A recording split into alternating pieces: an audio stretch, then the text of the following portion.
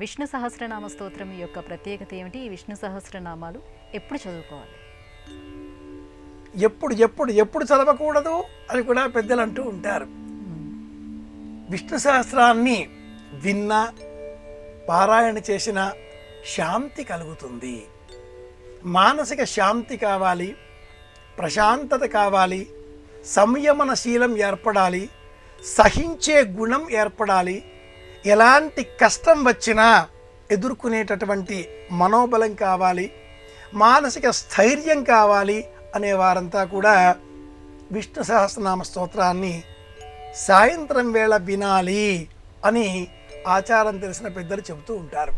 శ్రీమదాంధ్ర భారతం కానీ సంస్కృత భారతం కానీ ఎక్కడ చూచినా కూడా విష్ణు సహస్రమే ప్రధానంగా మనం గమనించవచ్చు. ముఖ్యంగా శాంతి పర్వములో అంపశయ్య పైన ఉన్నటువంటి ఆ భీష్ముడు దేవవ్రతుడు.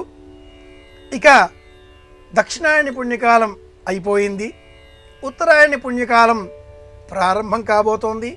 ఈ దేహాన్ని విడిచిపెట్టే సమయం ఆసన్నమైంది అని గ్రహించి మాఘమాసంలో అష్టమి తిథి నాడు ధర్మరాజును తన సన్నిధానానికి పిలిపించుకొని, నాయనా ధర్మరాజా, భౌతికమైన ఈ దేహాన్ని విడిచిపెట్టే సమయం ఆసన్నమైంది. నీవు అదృష్టవంతుడువు, భగవంతుడైన కృష్ణ పరమాత్ముడి చెంత ఉన్నావు. సమస్తము తెలిసినటువంటి జగన్నాటక సూతధారి ఆ కృష్ణ పరమాత్ముడు అంటూ ధర్మరాజుకు వినే విధంగా భీష్ముడు ఆ పురుషోత్తముడిని స్తోత్రం చేస్తాడు.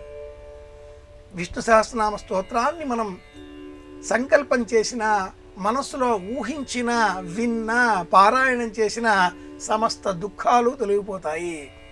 విశ్వం విష్ణు వషట్కారో భూత భవ్య భవత్ ప్రభు భూతకుద్భూత బుద్భావో భూతాత్మా భూతభావన భూతాత్మా పరమాత్మా చ ముక్తానాం పరమాగతి. ఈ విధంగా ఈ స్తోత్రం 182 శ్లోకాలతో ఉంటుంది. పరమాద్భుతమైన ఈ స్తోత్రాన్ని వింటే శాంతి కలుగుతుంది.